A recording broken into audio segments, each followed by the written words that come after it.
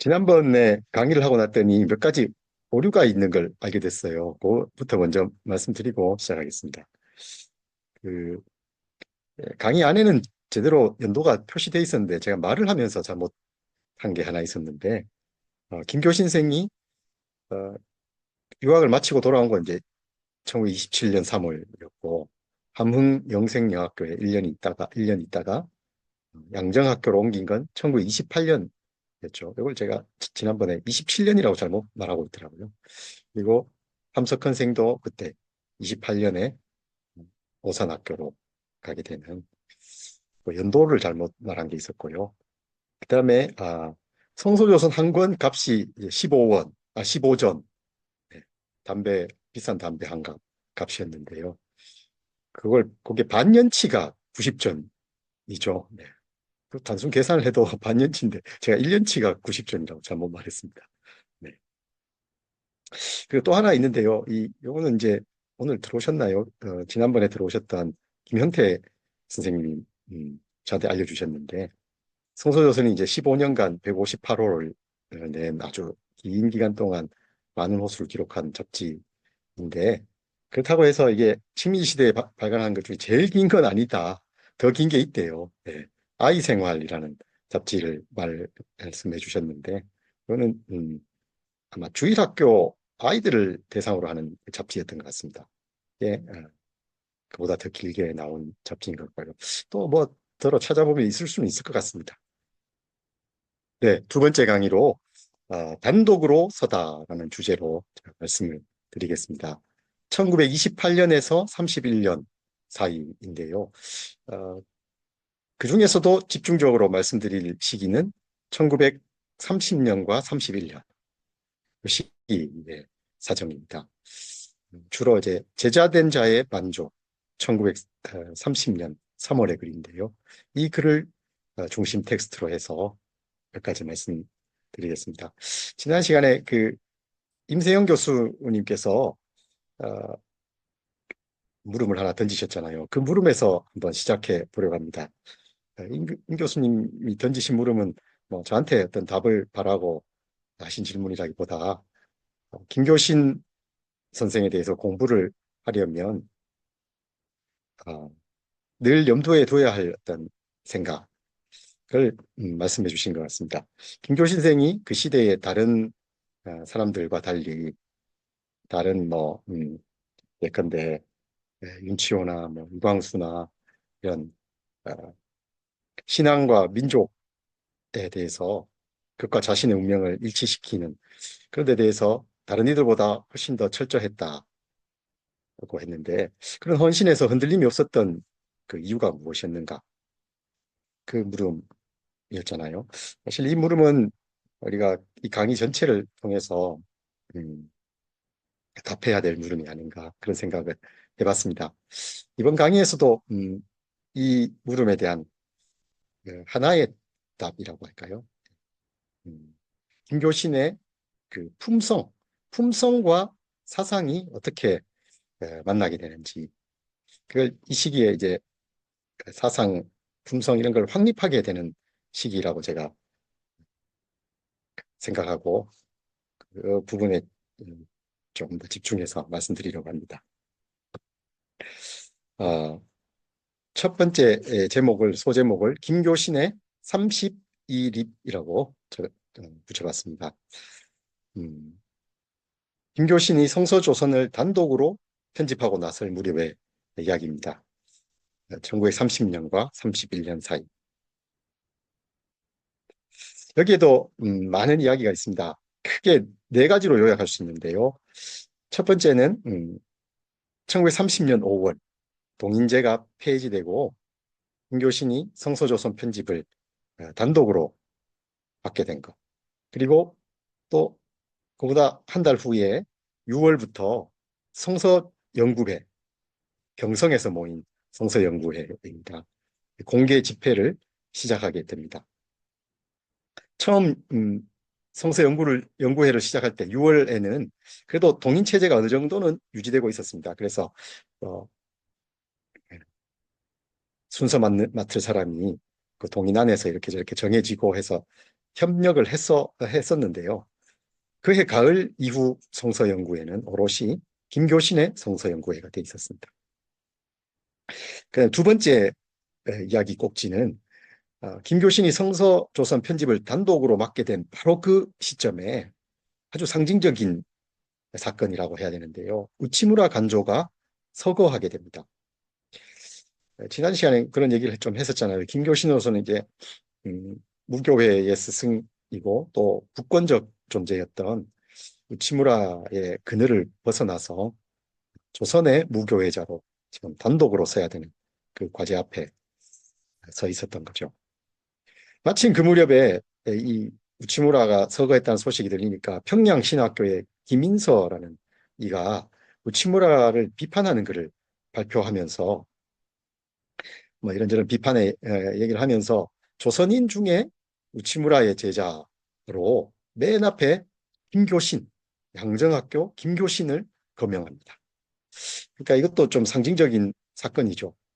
김교신이 어, 그 당시 교계 다른 이로부터 무교회자로 호명된 사건 아닙니까? 그래서 이 근로에서 김인서와 김교신 사이에 논쟁이 일어났습니다. 논쟁 자체의 중요성이라기보다 이 논쟁을 통해서 김교신이 나는 무교회자다.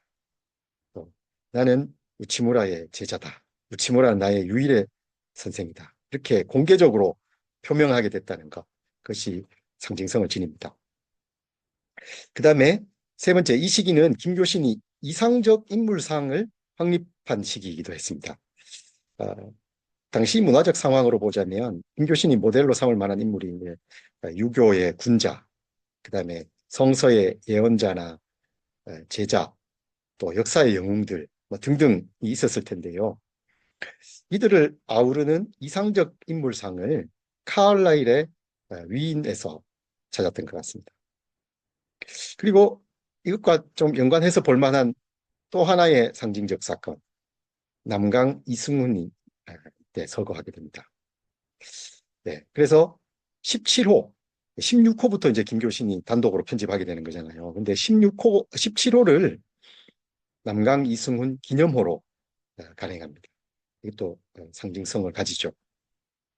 남강은 김교신이 창간사에서 조선혼을 가진 조선 사람이라고 했던 그 의미로 봤을 때 참 조선인의 모델이었다고 볼 수 있는 거죠. 그래서 남강 기념호에 어, 김교신 생도 글을 썼고 함석헌 생도 글을 썼는데 조만식 선생이 그 무렵에 어, 연결식에서 조사를 했던 것 같습니다.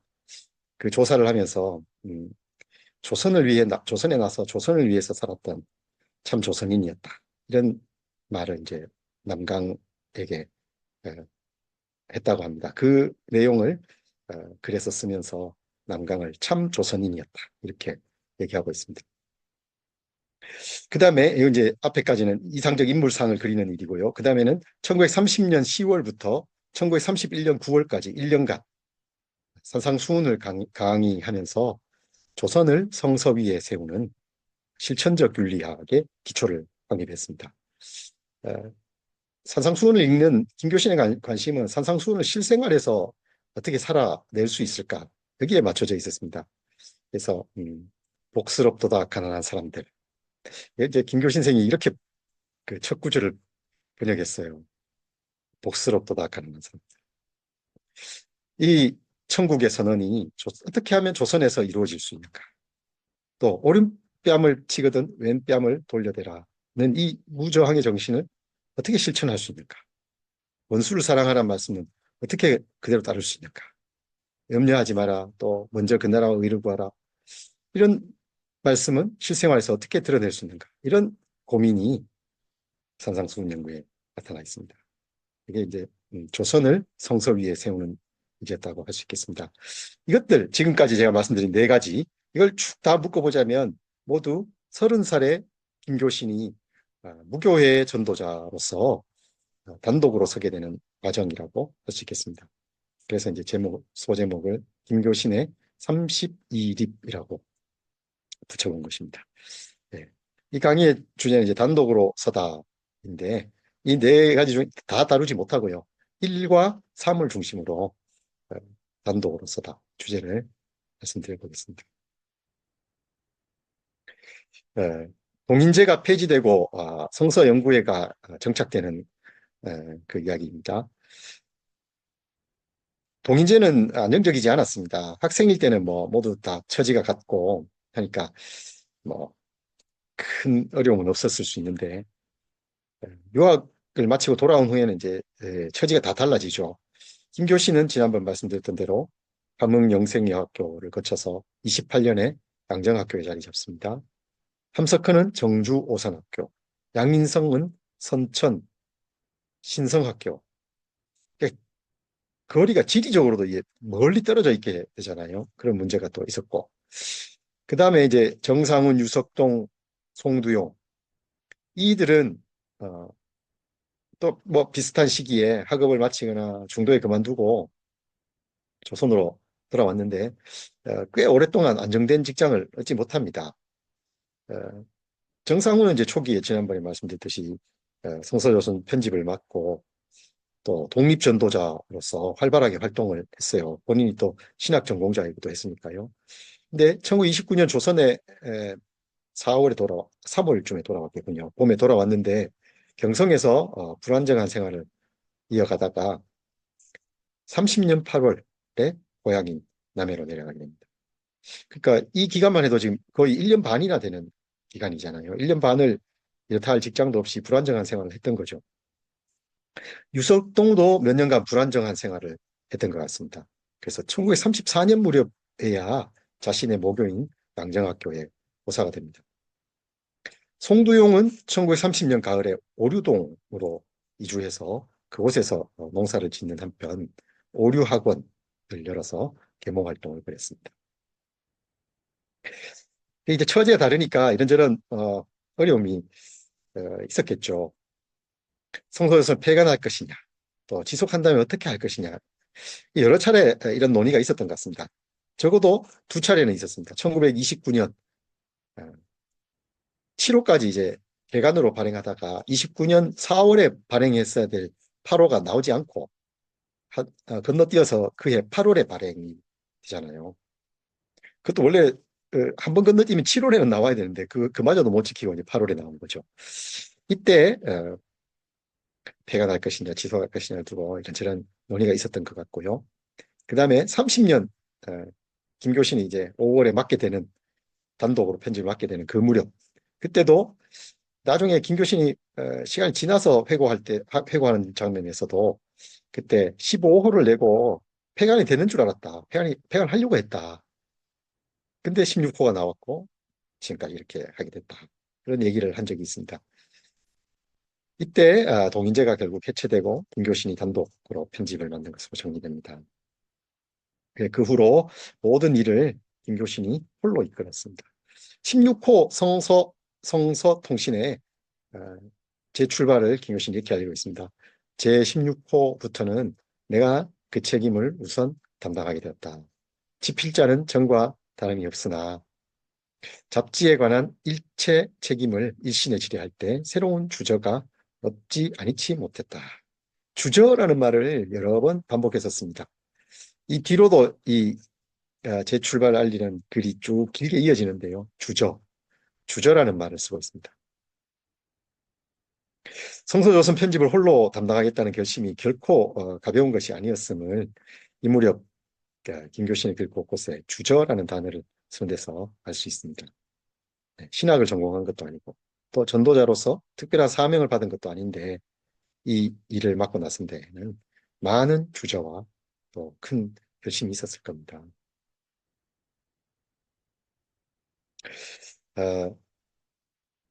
5월에 이제 단독으로 낸 성서조선을 내고 나서 바로 6월 6월부터 성서연구회 공개 집회를 열게 됩니다. 또 이제 김교신이 주도로 이루어진 건데요. 매주 시내에서 공개 집회를 열자. 그래서 첫 집회를 열었던 곳이 종묘 근처에 실과상공학원 교실이었다고 합니다. 근데 이, 이 집회에 대해서도 김교신 선생이 여러 몇 번 모일 때마다 그 집회의 풍경을 자세히 써놓고 있는데요. 그래도 뭐 감사하다고 하고 너무 좋았다 이렇게 쓰고 있지만 그 중간중간에 보면 이 장소가 집회를 하기엔 너무 허술한 이런 바라크 막사였던 것 같습니다. 그래서 뭐 바람이 불어가지고 먼지가 들어오는데 그냥 밖에 그냥 있는 것 같았다. 그런 얘기도 쓰고 있고요. 그다음에 집회를 하는 동안에 그 비가 갑자기 쏟아졌나 봐요. 그러니까 막 천장에서 막 그 비가 뚜둑뚜둑 떨어지기도 하고 해서 그런 일도 있었고요. 뭐 이제 음, 학원이라고 이렇게 대충 나무 판자로 이렇게 붙여놓은 의자가 너무 불편해서 그래도 한 번 하면 2시간 동안 꼼짝 않고 앉아 있어야 되는데 그것도 힘들었고 여러 가지로 집회를 하기에 좋은 장소는 아니었던 것 같습니다. 그래서 그해 여름에 이제 여름에는 공개 집회를 하는 대신에 몇몇 동인들하고 해서 이렇게 좀 소수가 모이는 집회를 낙원병원에서 다시 시작을 합니다. 그러다가 그해 가을에 다시 이제 공개 집회를 하면서 낙원병원에서 얼마간 모임을 하죠. 처음 시작한 것부터 보더라도 2계절 정도를 낙원병원에서 했습니다. 그 다음에 그 학술 대회를 하는 곳이 낙원상가 무슨 홀 무슨 홀이었죠? 이름이 어렵던데. 네. 낙원상가가 바로 이 예전에 낙원병원이 있던 곳이죠. 네. 그러다가 그마저도 이제 낙원병원에서 오래 사용할 수 없게 되자 1930년 12월입니다. 김교신은 활인동 본사 자기 집이죠. 집에 어느 방을 이제 좀 수리를 해서 4, 5평 되는 방을 수리해서 집회실을 꾸몄습니다. 그 집회실을 꾸미고 나서 김교 선생이 마음이 굉장히 좋았던 것 같습니다. 그래, 뭐하러 이렇게 우리가 시내에서 하려고 장소를 못 구해서 그렇게 했던가. 여기저기 구하려고 했는데 이제 잘 안 구해진 거죠. YMCA 강당을 빌려고 했는데 안 빌려주고 뭐 이렇게 하니까 마음을 많이 쓰고 했는데 그럴 게 없었다. 그러면서 여기에 바로 앞에 보면 이제 그때 효창원입니까? 그 정원이 바로 앞에 있고 해서 여기만큼 좋은 데도 없다고 하면서 이렇게 만족했죠. 네. 그리고 1930년 9월에 송두용 선생이 오류동으로 이전하고 거기에서도 이제 오류동 성서연구회를 열었는데요. 그 모임에도 김교신이 꽤 긴 기간 동안을 그 모임을 이끕니다. 그래서 이제 오전에는 오류동, 오후에는 활인동 그렇게 하는 거죠. 아침 7시 전에 집을 나서서 한강을 건너 노량진까지 거기서 또 2시간을 걸어서 오류동 은곡에 도착해서 9시 반에 예배를 드리고 오후에도 돌아와서 경성에서 또 성수에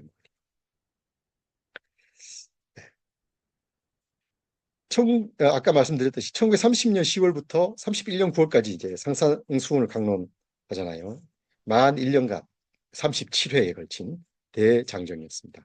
중간에 이제 방학 때 조금 빠지고 해서 37회 기간은 만 1년이 딱 걸렸습니다. 산상수훈 강의가 마무리될 무렵에 김교신의 성서 강의가 주변에 어느 정도 알려진 것 같습니다. 그래서 교회에서도 집회 요청이 꽤 많이 들어왔습니다. 그래서 어떤 주일에는 오전에는 오류동, 오후에는 활인동, 저녁엔 또 어느 교회 이렇게 해서 집회를 인도하게 됐습니다. 산상수훈 강론이 한창 진행될 때도 성서 연구에 참석자는 많지 않았던 것 같습니다. 개인 일기, 일보에 보면 참석자 이름이 얼마 동안 나오는데요. 많아도 10명 내외였던 것 같습니다. 많지 않았죠. 나중에도 그 뒤에 성서 연구회가 계속 지속되는 동안에도 숫자가 이런 정도 이상으로 많아지지는 않았던 것 같습니다.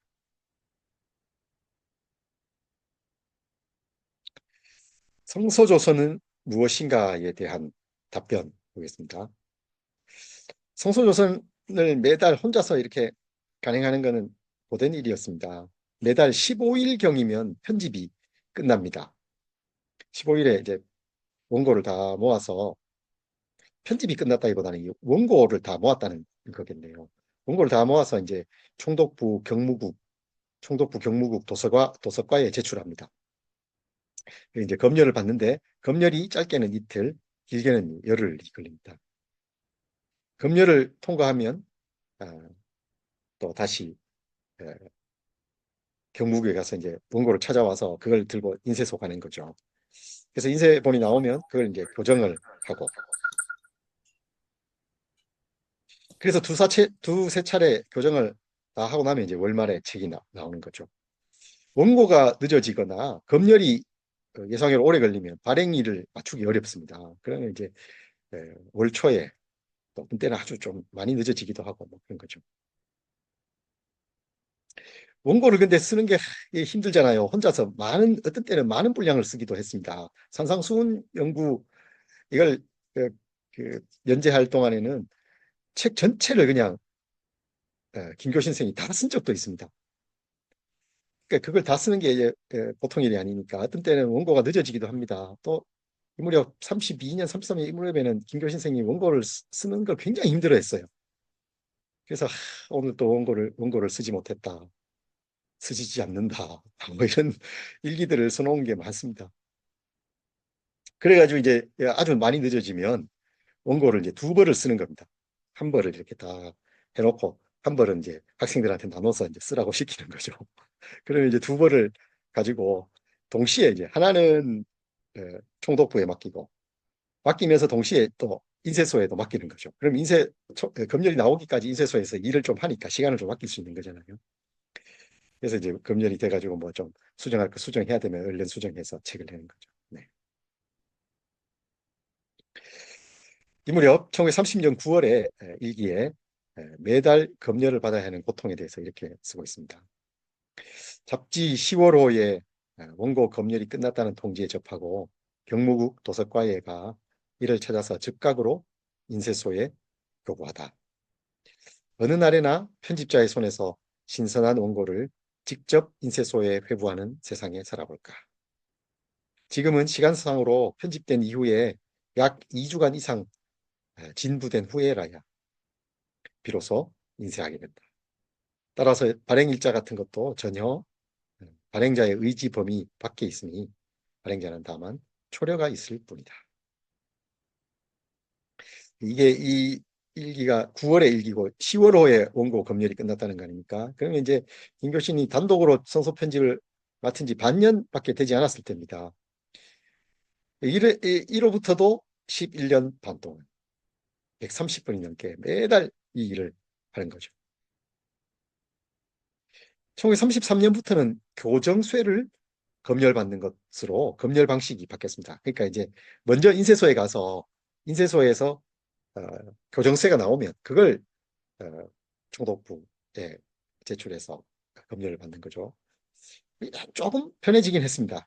그러나 결국 검열 없는 세상을 단 하루도 살아보지 못했습니다.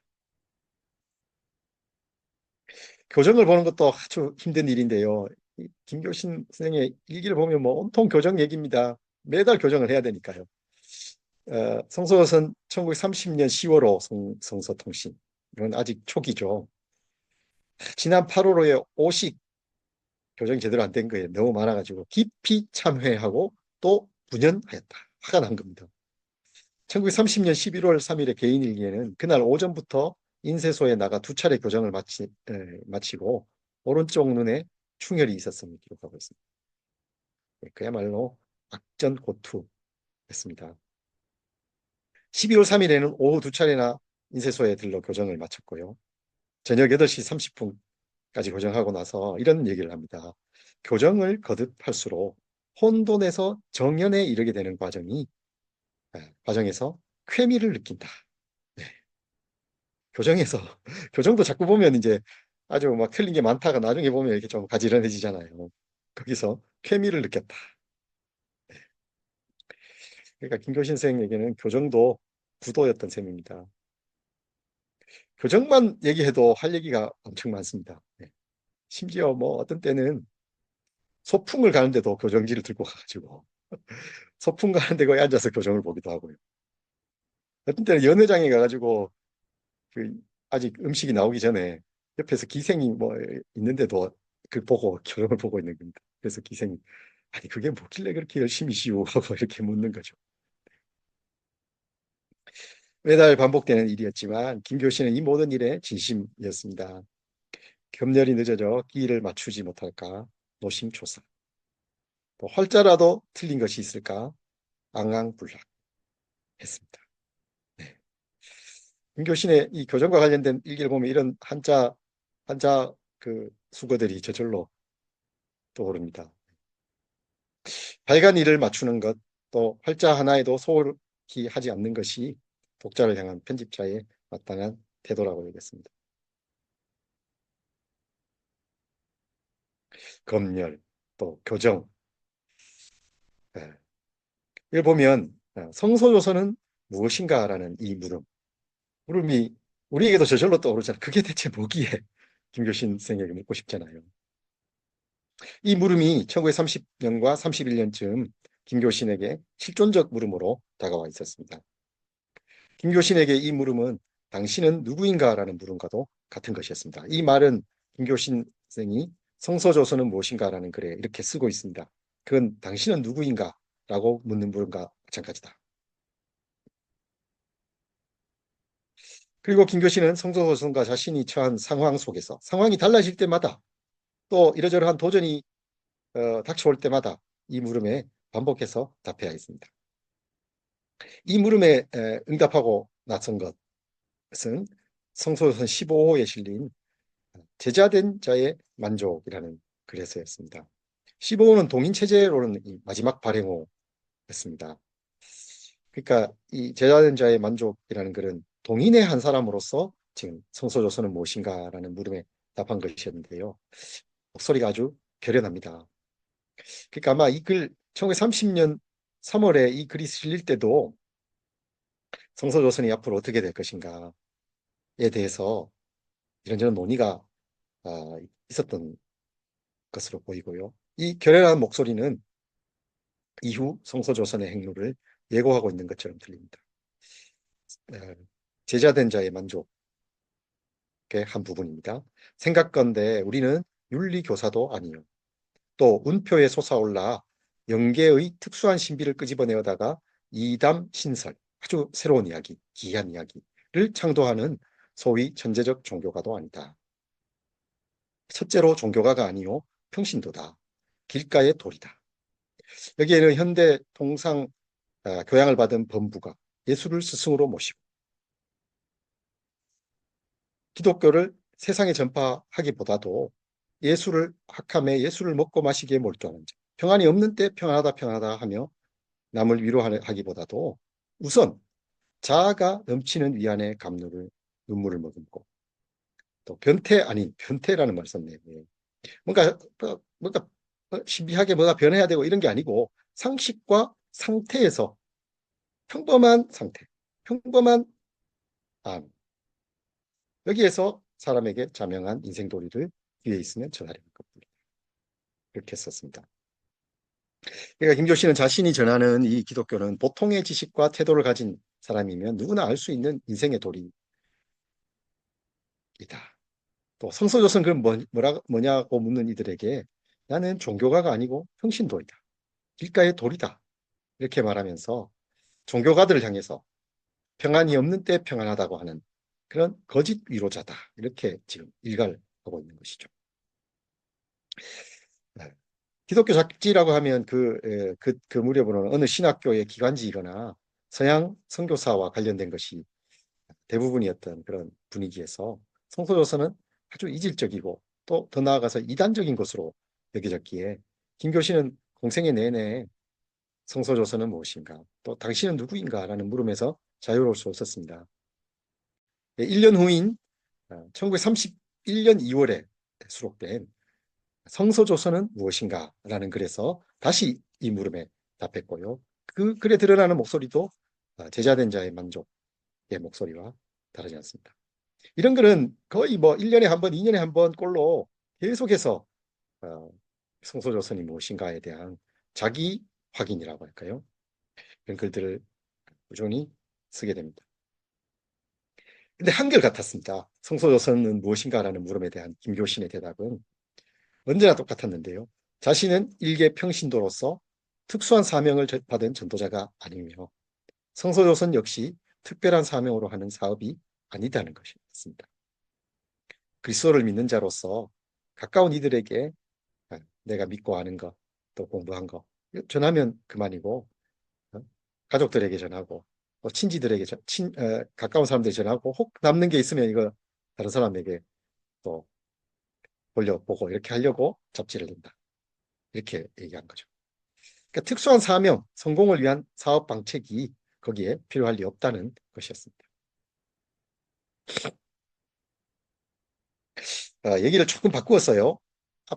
뒤에 다시 이 이야기로 돌아오긴 하는데요. 잠깐 바꾸어서 다른 얘기를 좀 해보겠습니다. 칼라일의 위인인데요.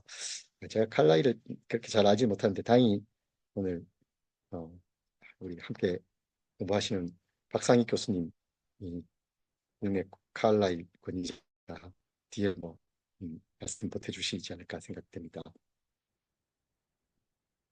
이 무렵 김교신은 독서와 성서 연구를 통해서 사상의 기초를 확립하고 있었습니다. 김교신의 사상에 영향을 끼친 책은 칼라일의 영웅 숭배론이었습니다. 김교신은 이상적 인간상을 칼라일의 위인에서 찾고 있습니다. 칼라일의 위인. 칼라일이 위인은 어떻게 생각했는가?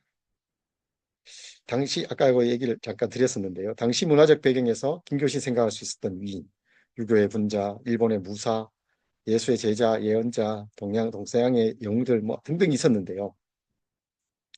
이들을 종합한 하나의 모델. 이것을 이 무렵에 칼라일의 위인에서 찾았던 것 같습니다. 물론 김교신이 칼라일을 이때 처음 읽은 건 아니었겠죠. 칼라일 공부에는 꽤 긴 내력이 있습니다. 김교신이 칼라일을 접한 것은 아마도 우치무라의 저서에서였던 것 같습니다. 1920년 말 김교신이 우치무라를 만나기 전에 이런저런 책을 읽었다 이렇게 썼는데요. 그 저서 목록에 종교와 무당이라는 책이 포함되어 있었습니다. 이 책은 우치무라가 1898년 1월 기독교 청년회관에서 월요일 저녁마다 5번에 걸쳐서 서양 문학가에 대한 강의를 한 것을 묶은 것이었는데요. 칼라일, 단테, 괴테, 미국의 시인, 남미의 시인 뭐 이렇게 쭉 소개하고 있습니다. 그 중에서도 제1장에 칼라일을 소개하고 있습니다. 우치무라가 칼라일을 통해서 얻을 수 있는 유익을 그 글 마지막에 3가지로 이렇게 정리하고 있는데요. 이렇게 정리하고 있습니다. 첫째, 성실에 대한 신념. 둘째, 노동에 대한 존중. 셋째, 빈민에 대한 사랑. 이건 이 3가지 가치는 김교신의 삶 전체를 설명하는데 아주 좋은 열쇠말이 되는 것 같습니다. 어쩌면 이 3개를 이렇게 큰 틀로 삼아서 김교신의 삶에 대해서 얘기해도 아주 많은 얘기를 할 수 있을 것 같은 네. 그렇게 정리해 놓고 있고요. 그러나 우치무라가 이 책에서 칼라일의 문학 사상 이걸 꼼꼼하게 소개하지는 않았습니다. 뭐 그날 한 하루 저녁에 강의니까요. 칼라일에게 배우려면 역시 칼라일을 읽는 것이 최선이었을 텐데요. 성서요선 21호 성서통신이 전하는 1930년 8월 24일 일기에 보면 김교신 선생이 봉래사에서 당직하면서 칼라일 선생께 배움이 많았다. 이렇게 쓰고 있습니다. 봉래사는 양정학교죠. 봉래정 언덕, 예, 지금 송기정 기념관, 네, 거기에서 지금 칼라일을 읽고 있는 거죠. 당직을 서면서. 네. 당시만 해도 봉래정 이 양정의 학교가 있던 곳은요. 네. 조용해서 당직할 때마다 고요히 독서에 침잠할 수 있었던 것 같습니다. 1930년이니까요. 근데 몇 년 후가 되면 이제 여기도 너무 복잡해져서 심지어 김교 신생이 살던 활인동 거기는 성 밖이었는데도 너무 복잡해져서 에, 이사를 하게 되는 거죠. 이날 김교신이 읽었던 책은 칼라일의 영웅 숭배론이었습니다. 칼라일 선생께 배움이 많았다. 이렇게 간단히 썼지만 김교신에게 있어 이 책의 영향은 꽤 지속적이었습니다. 그걸 알 수 있는 대목이요. 성서조선 22호에 이건 1930년 11월인데요. 영웅 숭배론 중에 일부를 위인의 정의, 과실이라는 제목으로 번역 수록하고 있습니다. 그리고 27년 아니 성서조선 27호 1931년 4월에 권두문으로 칼라일의 글을 개인적 판단이라는 제목으로 또 수록하고 있기도 합니다. 그러니까 최소 8월 24일 일기에 있으니까 그때부터 31년 4월까지만 잡더라도 꽤 긴 기간 동안 지금 어, 칼라일의 책을 읽고 있는 거죠. 근데 그 전부터 칼라일의 책을 읽고 있었음을 알 수 있는 짐작할 만한 대목도 있습니다. 칼라일을 통해서 지금 이상적 인간상을 벼려내고 있었는데요. 이때 김교신 선생이 단독으로 편집을 맡으려는 그 전후 시기에 예수와 성인, 그다음에 제자된 자의 만족 아까 말씀드렸던 것이고요. 위인의 의, 요건 뒤에 조금 더 얘기할 겁니다. 이런 글들을 썼는데 이 글들도 이상적 인물을 그려내는 데에 지금 김교신이 이 무렵에 관심이 있었고 이 글을 읽는데 칼라일을 중간에 징금돌로 놓고 읽어야 이해가 되는 글들도 있습니다. 영웅숭배론이란 무엇이었을까요? 이 책은 토마스 칼라일이 1840년 1840년 5월 5일부터 22일까지 런던에서 모두 6차례 강연한 원고를 이듬해인 1841년에 출간한 것이라고 합니다. 근데 초판 간행 후에 아, 벌써 초대형 베스트셀러가 돼서 19세기 동안 전 유럽에 번역되어 읽혔다고 합니다. 이 책이 메이지기 일본에도 큰 영향을 준 것 같습니다. 그래서 메이지기 일본에서 영웅담론, 영웅담론이 크게 일어났는데요. 어, 우치무라가 종교와 문화, 1800 아까 1890 몇 년이었나요? 네. 이때도 이 메이지기의 지적 분위기에 영향을 받은 그것과 관련이 있었던 것으로 보입니다. 영웅숭배로는 신, 예언자, 시인, 성직자, 문인, 왕 등 11명의 인물을 영웅으로 내세워서 새롭게 평가하고 있는데요. 카를라일이 말하는 영웅은 모두 근본적으로 같은 속성을 가지고 있었습니다. 첫째, 그들은 성실했습니다. 깊고 크고 참된 성실성이야말로 모든 위인의 으뜸가는 속성이었습니다. 둘째, 그들은 통찰력을 가지고 있었습니다. 그들은 사물의 외관을 투시하고 사물 그 자체를 볼 수 있는 힘을 가지고 있었습니다. 여기에 제가 인용보호를 써서 이렇게 인용한 것은 박상익 교수님의 이미 번역하시면서 이 영웅 숭배론을 소개한 그 문장에서 제가 가지고 온 겁니다. 김교신이 영웅 숭배론에서 배운 것도 이 진실성이었습니다. 이는 그가 직접 번역하여 수록한 글을 통해 짐작할 수 있는데요. 영웅 숭배론에서 김교신이 번역한 대목은 예언자로 나타난 영웅의 두 곳, 그리고 성직자로 나타난 영웅의 한 곳인데요. 그중 한 대목을 박상익 교수님의 번역으로 인용해 보면 이렇습니다. 각별히 위인에 대해 나는 이렇게 주장합니다. 즉, 위인이 진실하지 않았다는 것을 믿을 수 없다고 말입니다. 위인의 내면에 있을 수 있는 가장 으뜸이 되는 기초는 바로 진실입니다. 위인의 위대함은 바로 거기서 나옵니다.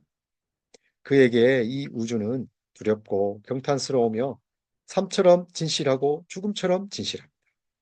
설령 모든 사람들이 진실을 잊고 헛된 겉모습을 따라가더라도 그만은 그렇게 할 수 없습니다. 그의 내면은 순간순간마다 불타오르는 이미지로 멋쩍입니다. 언제나 거기, 바로 거기. 이것이 내가 여러분에게 말하고자 하는 위인의 제일 가는 정의입니다.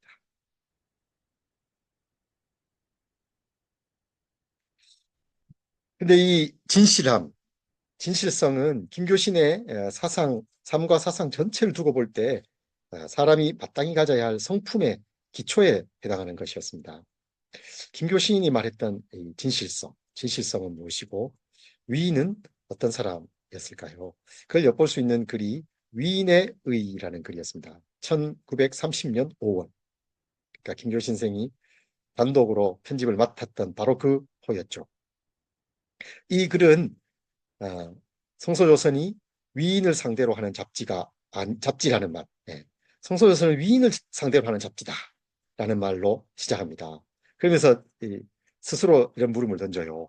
아니 그러면 이 말을 듣는 사람은 깜짝 놀랄 텐데 그러면 창간사에서 말했던 산촌으로 가서 한 나무꾼을 위로해라 고 했던 그 말과 성소조선이 위인을 대상으로 한 잡지다는 건 너무 다른 얘기 아니냐, 이런 물음을 할 수 있겠는데 대답을 이렇게 하는 거죠. 사실은 성소조선이 찾는 위인이 바로 그 나무꾼이다. 그러면서 한 예를 들어요. 위인 한 사람을 소개합니다. 그 위인은 성천강변에서 지금 가난하지만 진실하게 신앙으로 살아가는 이였습니다. 근데 하는 일마다 뭐가 잘 안 됐나 봐요. 실패하고 주변에서 온갖 조롱, 핍박 이런 걸 받았던 것 같습니다. 그래서 죽을 생각을 할 만큼 괴로웠다고 합니다. 그래서 하루는 이제 버들 그늘에 가서 이제 내가 예수를 모른다고 하겠습니다. 그리고 세상을 하직하겠습니다. 또 기도를 하고 이제 나오는데 믿음의 친구가 이제 이렇게 찾아온 거죠. 그래서 다시 두 사람이 버드나무 아래로 가서 예수 이름으로 기도했다고 합니다.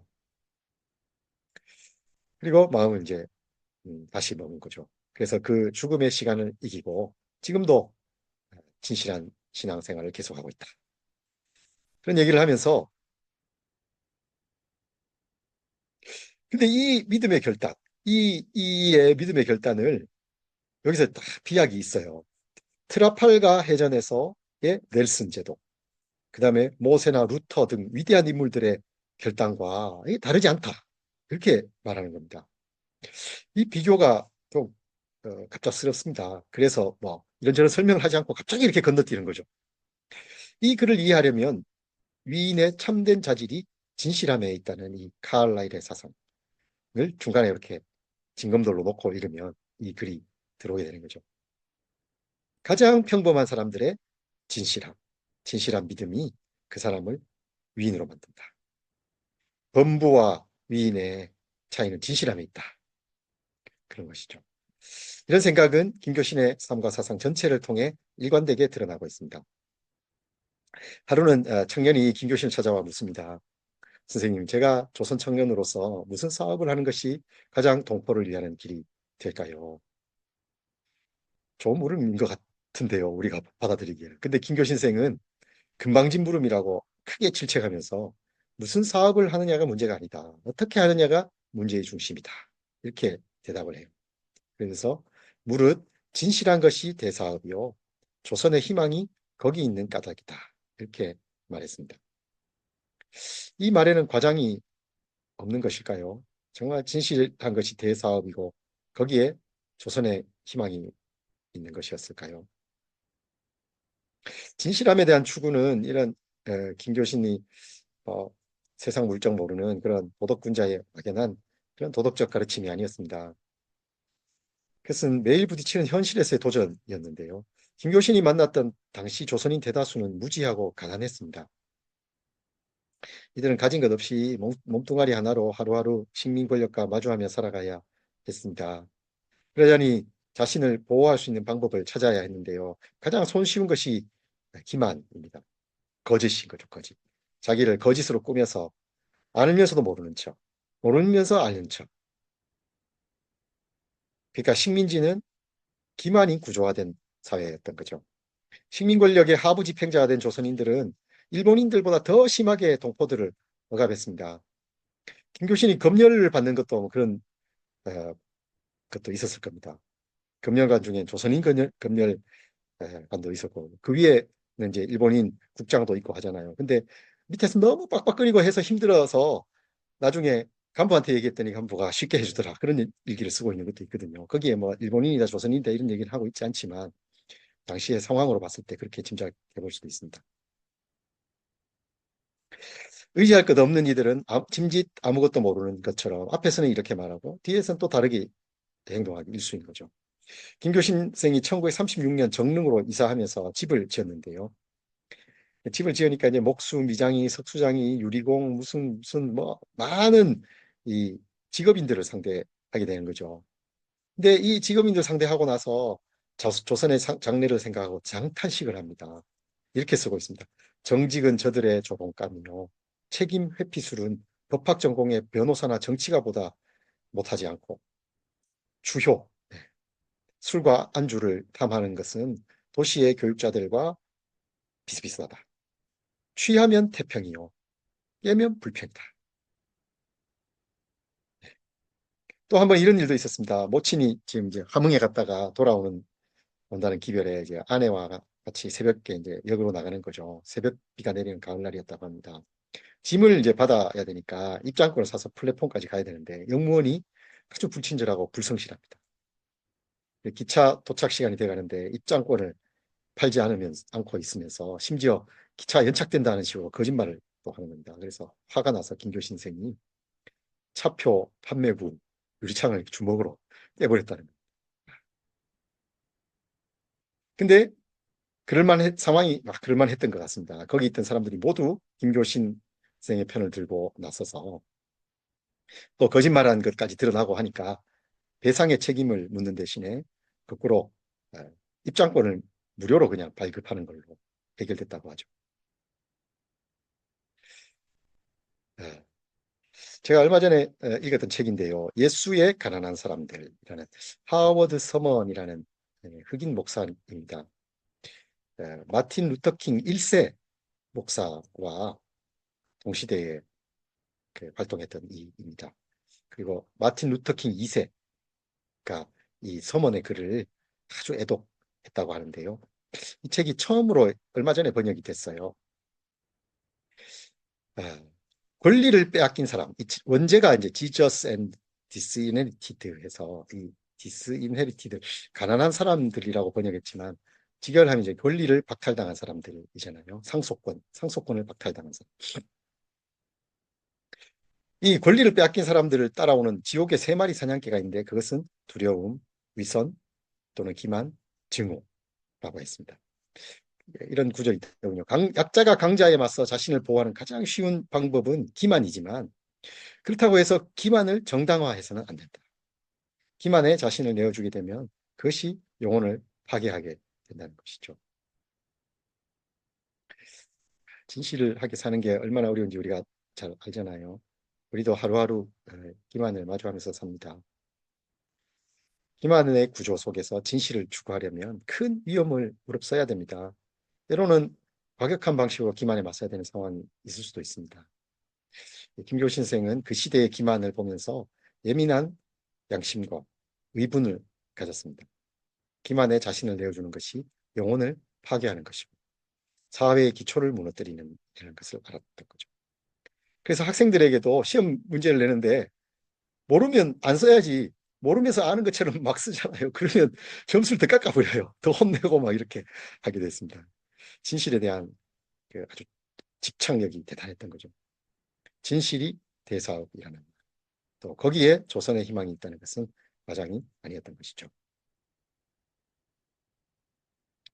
성공주의를 넘어서 이 부분에서 이제 다시 칼라일의 진실성을 중간에 얘기를 하고 다시 이제 제자된 자의 만족으로 돌아갈 텐데요. 근대 초기 동아시아의 영웅 담론에서 이 칼라일의 성실성, 성실성은 유교의 성 개념과 결부되어 이해됐다고 합니다. 그래서 이 한중일 동아시아의 동아시아에서 이 무렵에 칼라일의 영웅 담론을 앞다투어서 수용했어요. 그래서 이 칼라일의 성실성, 신실티하는 이 단어는 지성 혹은 적성으로 한자어로 이제 번역이 됐는데 모두 성 개념에 근거를 두고 있습니다. 그러니까 음, 김교신 생이 칼라일의 위인에서 이상적 인물을 지금 그려내는데도 칼라일의 영웅론뿐만 아니고 당시의 유교적 가치가 접합되어 있었던 것으로 이해할 수 있습니다. 제자된 자의 만족에서도 이 대목을 살펴볼 수 있는데요. 이 무렵에 김교신과 성서조선을 향해서 조선에서 잡지가 성공하려면 이렇게 저렇게 해야 된다라는 호의적인 충고를 하는 이가 있었던 것 같습니다. 제자된 자의 만족은 이런 충고에 대한 대답이었는데요. 이거에서 김교신은 맹자 양해왕 편을 인용하면서 성공 대신 인의의 윤리를 말하고 있습니다. 인의. 김교신은 유교와 불교를 동양의 구약으로 이해했습니다. 이렇게 보면 이제 맹자는 주의 길을 예비하러 온 동양의 현자가 되는 거죠. 김교신이 이 맹자의 양해왕편 이야기를 인용하는 대목 이렇습니다. 맹자가 양해왕을 찾아갔을 때 양해왕이 맹자에게 묻습니다. 선생께서 천리길을 멀다 하지 않고 오셨으니 장차 이 나라에 무슨 이로움이 되겠습니까? 무슨 이로운 점이 있겠습니까? 그러니까 무슨 이익을, 무슨 도움을 주려고 오셨느냐 이런 물음이죠. 그때 맹자가 대답합니다. 왕께서 어찌 이익을 말씀하십니까? 인의가 있을 따름입니다. 여기에서 맹자를 따라 김교신이 당시 교계의 성공주의자들 향해서 이렇게 다시 묻습니다. 왜 하필 성공이냐? 이 대목에서 성공을 말하는 선배를 향한 김교신의 비판이 아주 신랄합니다. 30년, 50년의 신앙생활을 회고하면서 내가 전에 젊다가 지금 늙었으나 의인을 버리신 것과 의인의 자손이 빌어먹는 것을 보지 못하였노라. 이 성서 말씀에 근거해서 후진을 장려하는 노인을 한 번도 못 봤다는 거죠. 2천만 분의 1도 없단 말인가. 묻지도 않고 청하지도 않았는데 하필 말하기를 이 성공을 말하느냐. 조선 청년에게 의에 대한 감흥력, 진리에 대한 집착력은 하나도 없는가. 하필 왜 성공이라고 말하면서 이런 미끼로 청년을 꿰려가는가. 네. 예수의 제자가 되는 일은 유교적 가치를 따르는 것 이상이었습니다. 그래서 예수와 성인에서 김교신은 예수의 제자가 되려면 부모와 처자 그리고 자기 목숨까지 미워해야 되고 예수를 따르려면 십자가를 지고 사형장에 나오는 준비가 있어야 한다는 그 성서 교훈을 들어서 예수의 교훈은 중용의 도가 아니고 극단의 도다 이렇게 말하고 있기도 합니다.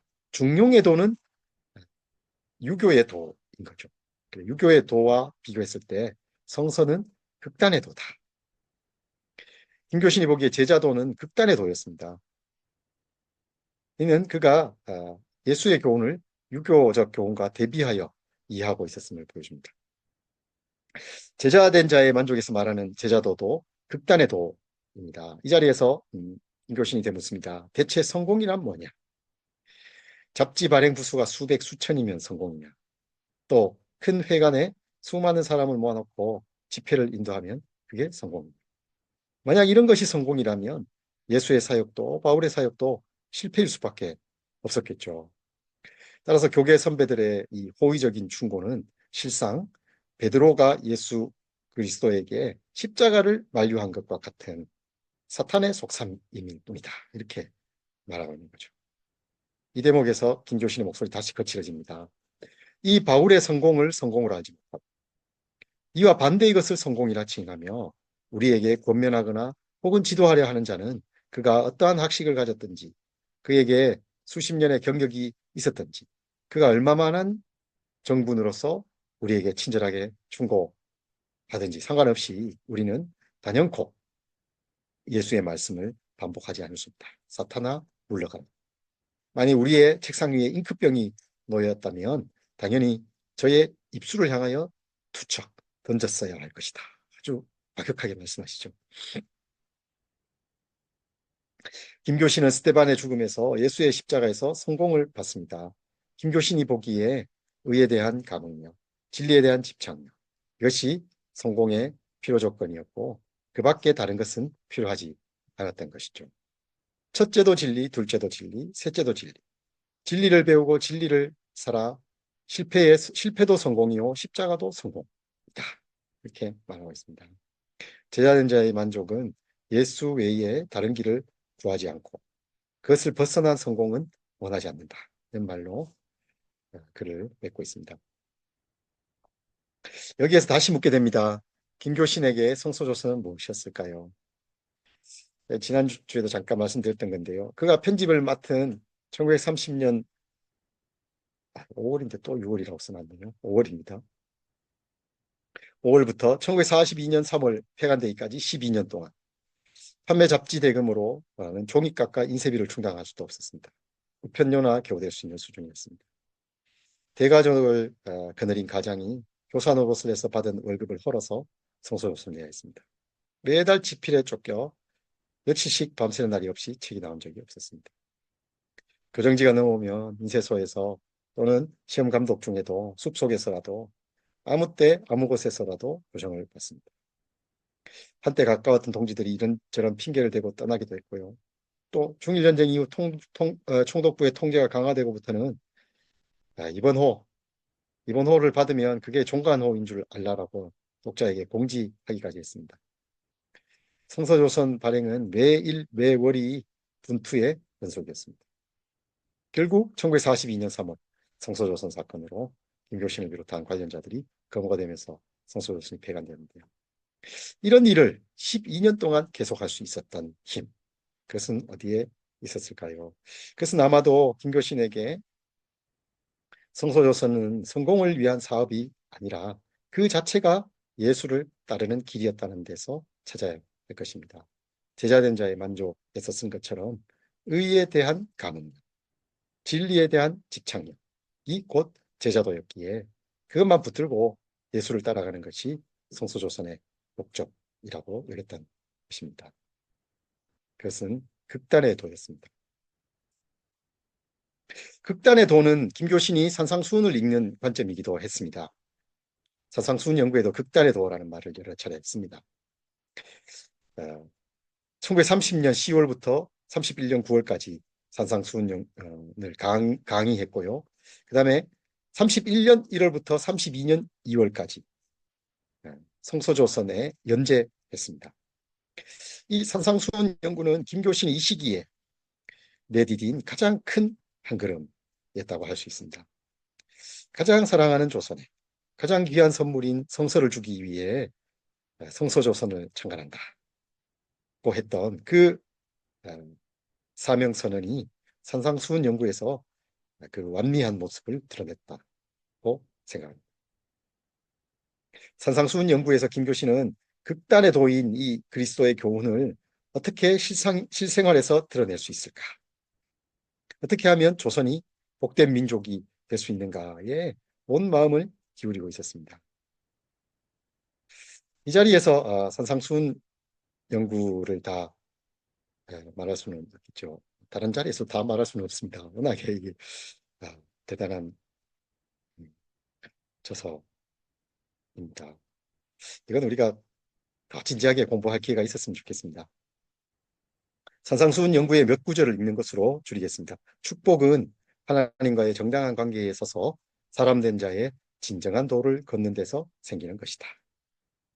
무릇 중대한 진리, 인간이면 누구나 없이 알아야 할 진리는 사색과 변론과 추리로 붙잡을 수 없고 오직 비근하고 너무나 가까이 있는 것이죠. 가까이 있는 또 평범한 교훈을 생활하는 자들이 소유합니다.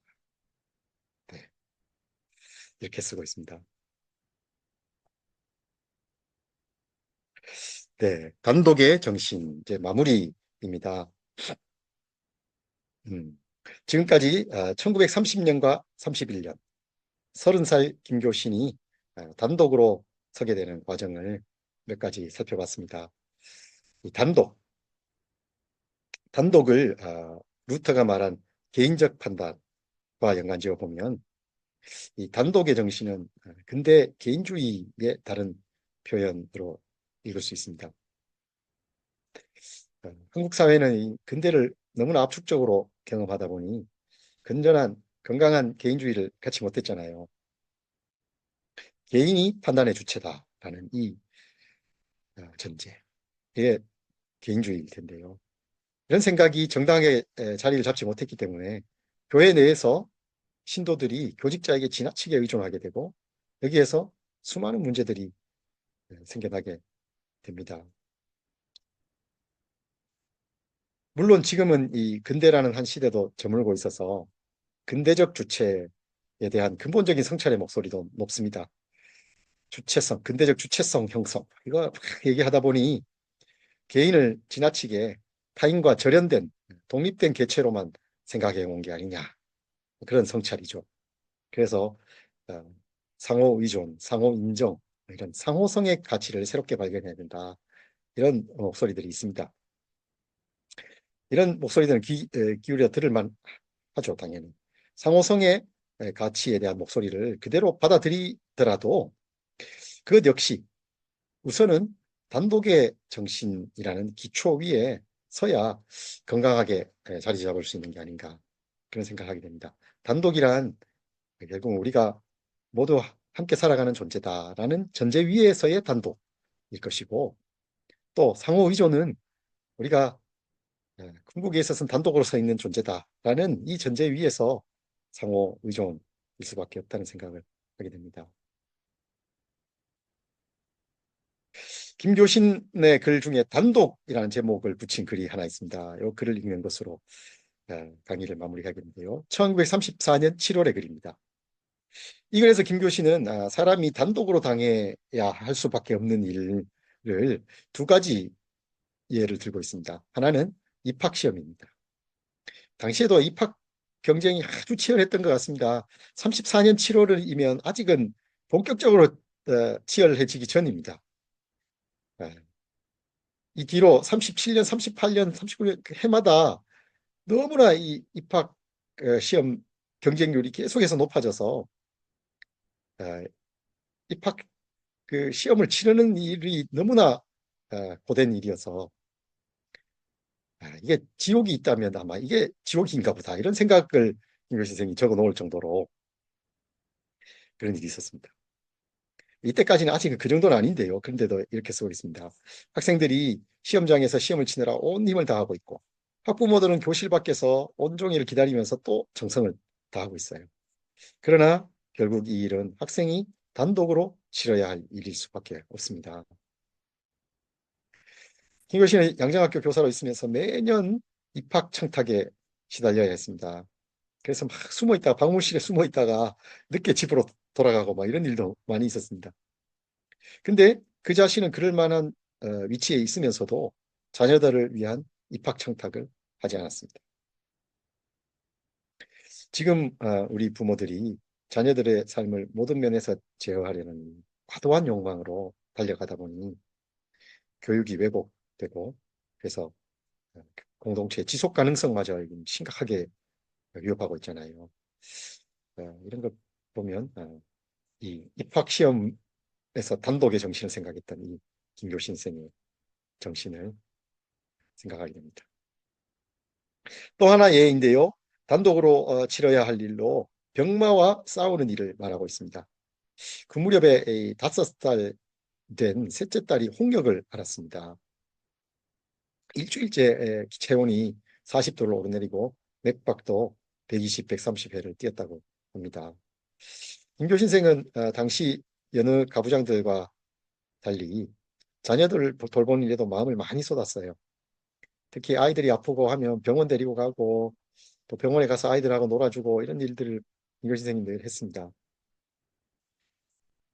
하지만 아픈 아이가 숨을 몰아쉬는 모습을 보면서 가슴이 아파도 기침 한 번 대신해 줄 수 없고 결국 그 일은 아무리 어린아이라도 혼자 당해야 하는 일이라는 것을 알았던 거죠.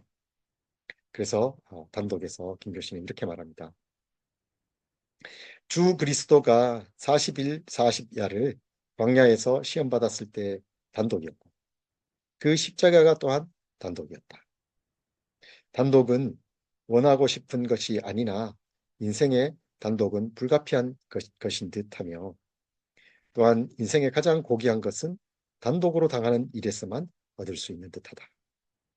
우리가 병환으로 인하여 친족에게 버림을 당하고 빈곤으로 인하여 고우를 잃고 불리한 사업을 기도하여 협력자의 이산을 당한 때에 그 자리가 아니고는 받을 수 없는 진리의 잔이 넘침을 본다. 그리하여 나중 심판의 자리에도 통역 없이 변호사 없이 오직 중보자인 예수와 함께 단독으로 서리라. 이렇게 단독이라는 글을 마무리하고 있습니다. 네, 강의도 마치겠습니다.